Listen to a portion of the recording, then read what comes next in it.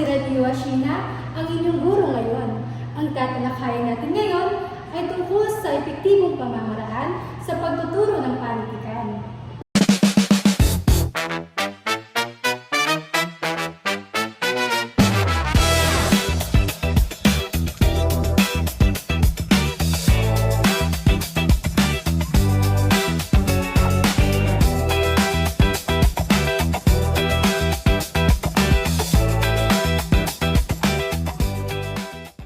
Sa ngayon ay pag-aaralan natin ang epektibong pamamaraan sa pagtuturo ng panitikan. Sa aralin ito, inaasahan na kayo ay una, makilala ang mga katangian ng epektibong pagtuturo. Pangalawa, maunawaan ang ilang teorya sa pagtuturo ng panitikan. At ang pangatlo ay makilahok sa isang gawain upang mas maintindihan ang ating aralin. Narito ang dapat na taglayin para sa epektibong pagtuturo ng panitikan. Mga dapat na taglayin ng epektibong panitikan. Una ay ang malinaw na layunin. Alam ng guro kung paano matutunan ng mga estudyante ang aralin. At ang pangalawa ay ibang strategiya. Paggamit ng iba't ibang paraan ng pagtuturo angkop na kagamitan. Tulad ng aklat, videos, larawan, o infographic. At ang pang-apat naman ay ang aktibong partisipasyon. Dito ay nakikikayat ang mga mag-aaral ng ating ito. At ang panghuli naman ay maayos na pagtataya para masukat ang natutunan ng mag-aaral. Mga teorya sa layunin ng pagtuturo ng panitikan. Una ay ang humanistikong teorya. Ito ay ang nakatuon sa damdamin at pagpapahalaga ng tao. At ang pangalawa ay formalistikong teorya. Ito ay sinusuri ang anyo at elemento ng akda. At ang pangatlo naman ay sosyololikal na teorya. Dito ay ang panitikan bilang salamin ng lipunan. At ang pang-apat ay psikolohikal na teorya. Ito naman ay pag-unawa sa pag-iisip at damdamin ng tauhan. At ang panghuli ay ang moralistikong teorya.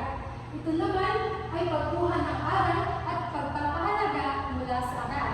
Binibining may lilit, maaari ka bang magbigay ng kahit isang halimbawa sa limbang teorya? So, para po sa akin ma'am, ang napili ko pong teorya ay tungkol sa humanistikong teorya po. So, ito po ay pagmamalakas ng self-confidence. Tama! Nakatuon ito sa damdamin at pagpapahalaga. Pinagdral. Kapag pinag-aaralan ang anyo at elementong akda, anong teorya iyon? Formalistikong teorya po. Magaling!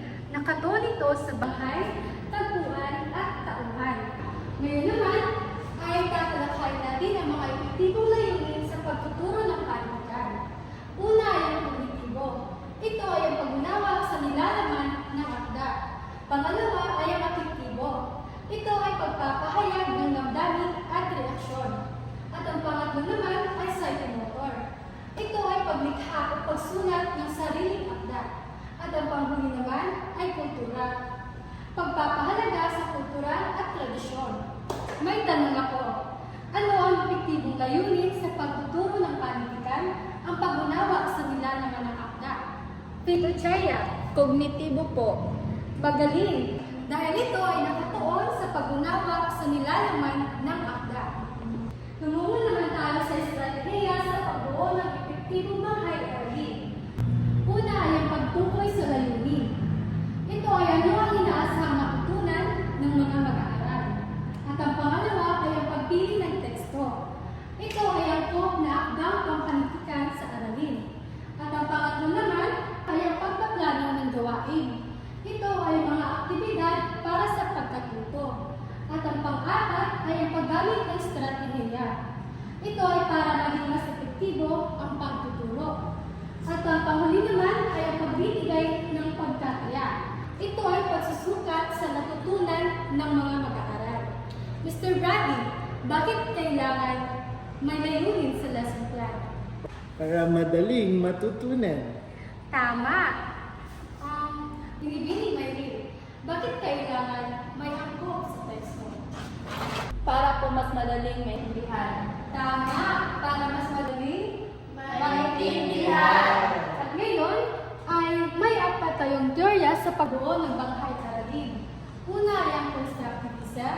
behaviorism, cognitivism, experiential learning. Ang constructivism ay natuto ang mag-aaral mula sa karanasan. At ang behaviorism ay natuto sa pamamagitan ng pagsasanay. At ang cognitism ay nakatuon sa proseso ng pag-iisip. At ang experiential learning ay pagkatuto ng aktwal na gawain. Pituchea, natututo ba ang mga bata sa pamamagitan ng sariling karanasan? Opo. Anong teorya iyon? Constructivism po. Tama! Ginoong Jasper, natututo ba sila sa pamamagitan ng practice lang? Opo. Magaling! Ito ay natututo sa pamamagitan ng karanasan at reputasyon. Sa ngayon ay tatalakayin naman natin ang mga bahagi ng banghay aralin. Ang binibining bigran. Ano ang mga bahagi ng banghay aralin? Ang mga bahagi ng banghay aralin po ay layunin, pagsang-aralin, kagamitan, pamamaraan, pagtataya at takdang aralin po. Tama! Binibining Maylin. Bakit mahalaga ang pagtataya? Para po malaman kung may matutunan ang mga bata. Magaling! Mahalaga ito para may matutunan ang mga bata. Tumungo naman tayo sa mga kagamitang pangpatuturo. Mr. Brady, ano ang mga kagamitang pangpatuturo? Aklat at teksto, visual aids, PowerPoint, video at audio, graphic organizers, dramatization materials. Magaling! Tumungo naman tayo sa pagtataya ng kagamitang pangpatuturo. Pitbidran, ano ang mga kagamitang pangpatuturo? Ang kagamitang pangpagtuturo, una ay angkop sa layunin. Ito ay tumutulong makamit ang layunin ng aralin. Pangalawa, madaling maunawaan. Ito ay naiintindihan ng mga mag-aaral. Pangatlo, nakakatulong sa pagkatuto. Ito ay nagpapaliwanag ng konsepto. Pang-apat naman ay nakakaengganyo. Nakakaligayat sa interes ng mga mag-aaral. Ang panglima ay may kaugnayan sa panitikan. Ito ay akma sa aralin sa panitikan. May tanong ako. Bakit mahalaga madaling maintindihan ang kagamitang pangpatuturo? Para po hindi malito ang mga estudyante. Tama, dahil ito rin ay nakakaengganyo at may kaugnayan sa panitikan. At tumungo naman tayo sa panghuli nating talakayan. Ito ay mga estratehiya sa pagtuturo ng panitikan. Binibining Gutierrez, ano ang mga estratehiya sa pagtuturo ng panitikan?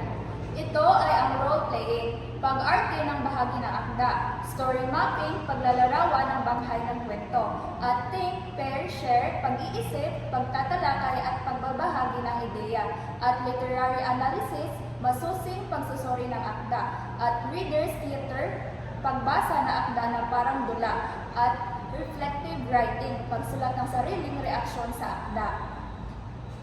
Tama! Ngayon ay susubukan naman natin ang role-playing. Handa na ba kayo?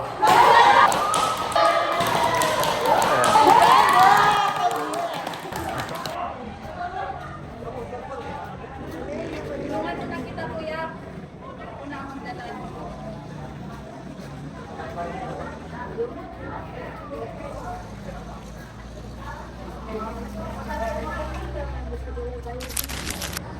Hi, Faye! Hi!